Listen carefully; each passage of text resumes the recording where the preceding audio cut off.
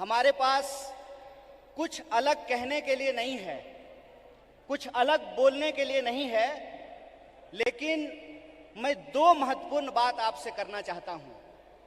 पहली बात तो ये कि मैं नहीं समझता हूं कि ये मंच सिर्फ और सिर्फ आरएसएस और बीजेपी को कोसने के लिए है।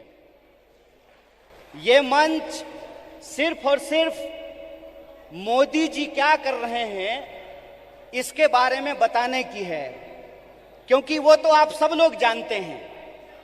वो आप सब लोग इसलिए जानते हैं कि इस विपरीत परिस्थिति में भी वह पथ क्या, पथिक कुशलता क्या, जिस पथ में बिखरे सूल न हो, नाविक की धैर्य परीक्षा क्या, जब धाराएं प्रतिकूल न हो। इस दौर में भी कोई इंसान अगर भारतीय राष्ट्रीय कांग्रेस का झंडा उठाए हुए है, इस दौर में भी कोई नौजवान अगर यूथ कांग्रेस का झंडा उठाए हुए है, इस दौर में भी अगर कोई विद्यार्थी एनएसयूआई का झंडा उठाए हुए है, इसका मतलब वो सत्ता के लिए नहीं, सत्य के लिए संघर्ष कर रहा है। इस बात को हमको याद रखना चाहिए। इसलिए बीजेपी क्या है, मोदी जी क्या हैं, आरएसएस क्या है, मैं इन चीजों पे अपना वक्त जाया नहीं करना चाहता हूं, क्योंकि हमारे वरिष्ठ नेताओं ने, हमारे वरिष्ठ साथियों ने, हमारे वरिष्ठ कार्यकर्ताओं ने इस बात को बखूबी समझा दिया है। वो क्या कर रहे हैं ये हम जानते हैं। हमको ये समझना होगा कि हमको क्या करना है। आज जब हम इस कार्यक्रम में शामिल हो रहे हैं, जिस कार्यक्रम का नाम है बेहतर भारत की बुनियाद, तो हमारा फोकस इस बात पे होना चाहिए कि यूथ कांग्रेस का कार्यकर्ता होने के नाते, भारतीय राष्ट्रीय कांग्रेस का कार्यकर्ता होने के नाते, एनएसयूआई का कार्यकर्ता होने के नाते, सेवा दल का कार्यकर्ता होने के नाते, महिला कांग्रेस का कार्यकर्ता होने के नाते, इंटक का कांग्रेस कार्यकर्ता होने के नाते, किसान सभा का कार्यकर्ता होने के नाते हम इस देश की बुनियाद के लिए क्या करना चाहते हैं। इसीलिए आपको अपनी जिम्मेवारी समझनी पड़ेगी। कितना गंभीर दायित्व आपके कंधे पे है, इस बात को आपको समझना पड़ेगा। आज देश की बागडोर पंडित जवाहरलाल नेहरू के हाथ में नहीं है कि जिन्होंने किताब लिखी थी डिस्कवरी ऑफ इंडिया। आज देश की बागडोर डॉक्टर बाबा साहब भीमराव अंबेडकर के हाथ में नहीं है, जो विदेश पढ़ करके आए थे और इस देश की ड्राफ्टिंग कमेटी में कॉन्स्टिट्यूशन को लिखने का काम किया, बनाने का काम किया।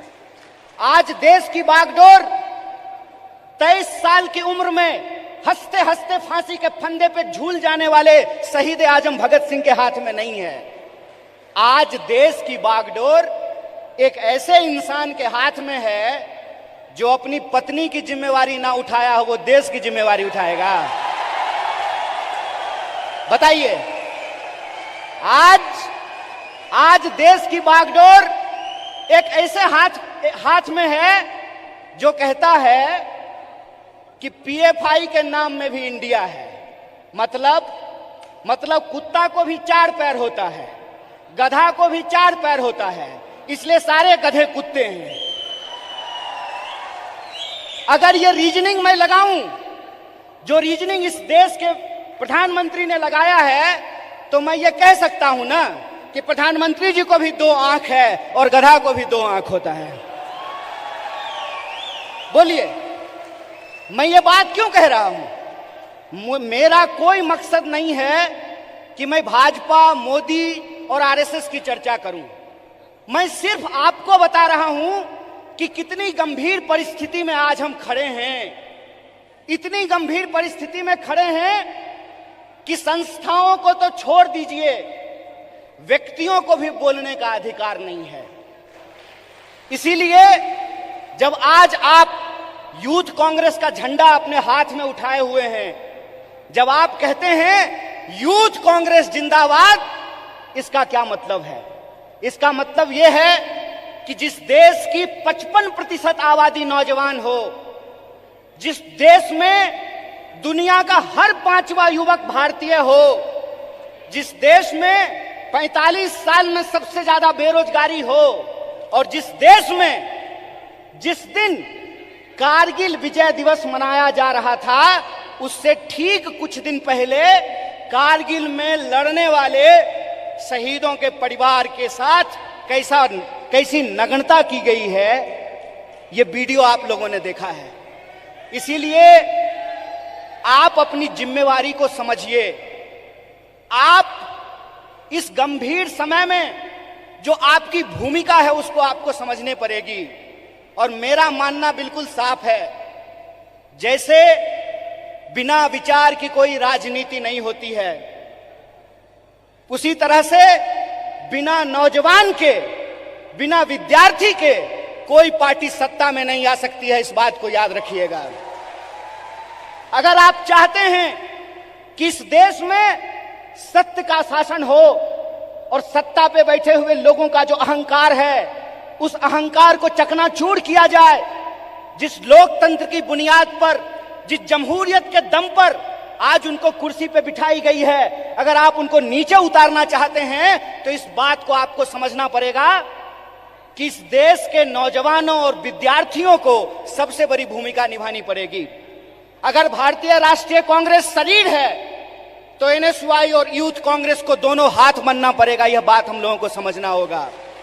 जब तक इस देश का फर्स्ट टाइम वोटर, जिसके मैसेज में, जिसके स्नैपचैट पे, जिसके इंस्टाग्राम में, जिसके व्हाट्सएप पे झूठ परोस करके, मिस इन्फॉर्मेशन परोस करके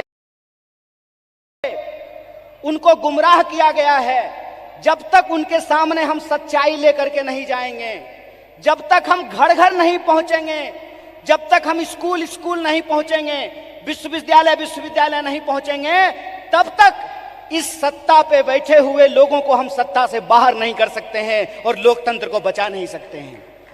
जो सवाल है यहां पर कि भारत का बुनियाद क्या है, भारत का बुनियाद है इंडिया।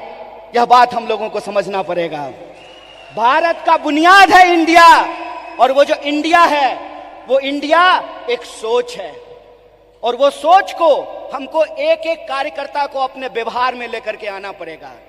अगर हम महात्मा गांधी का उदाहरण आपके सामने रखें तो किस तरह का एग्जाम्पल हमको देखने का मिलता है।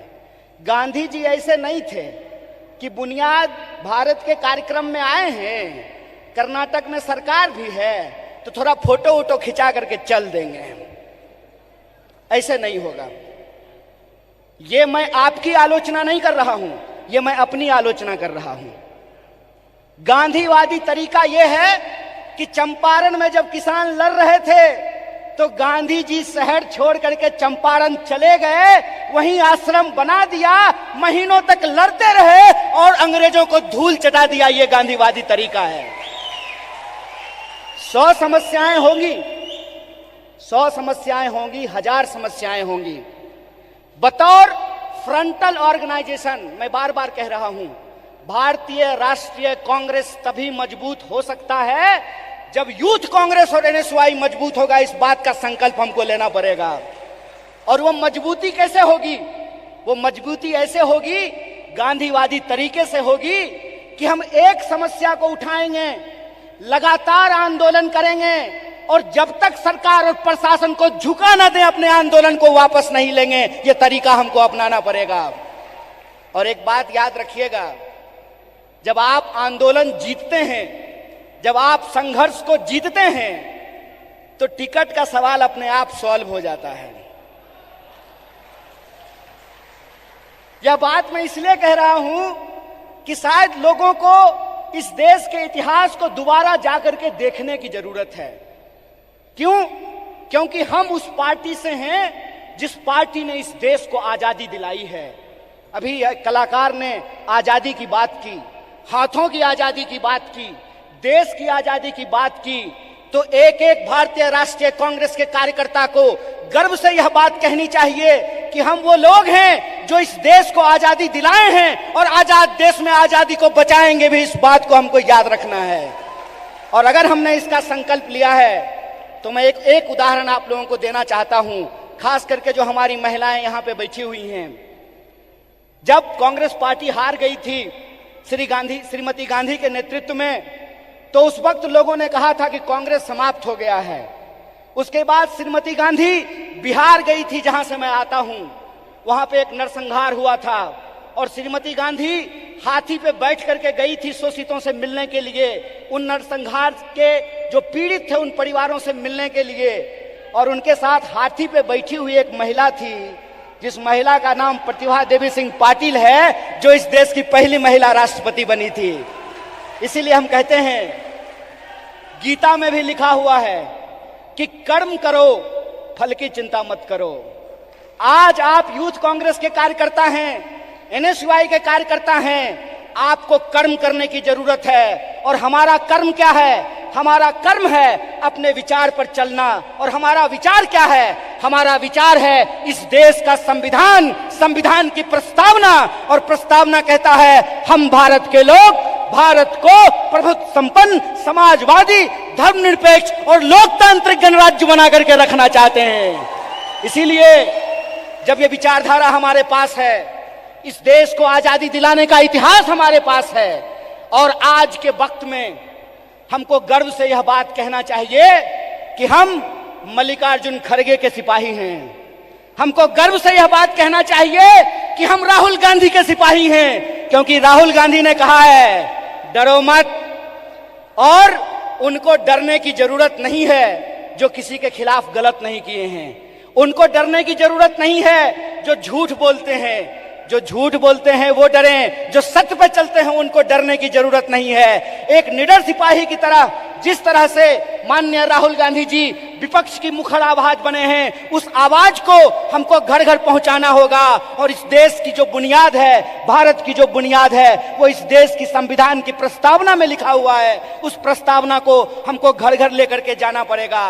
कई बार कार्यकर्ता आकर के हमसे सवाल पूछते हैं कि हमको वैचारिक कार्यकर्ता नहीं मिल रहा है।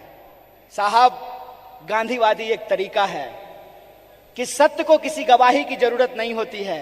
और गांधीवादी तरीका यह होता है कि आपको बोलने की जरूरत नहीं है, एक्शन ही आपका कम्युनिकेशन होना चाहिए। आपके एक्शन में वो सारी बातें दिखनी चाहिए।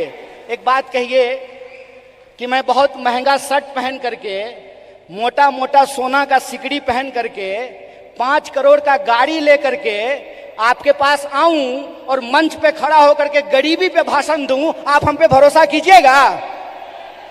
एक्शन ही कम्युनिकेशन होता है।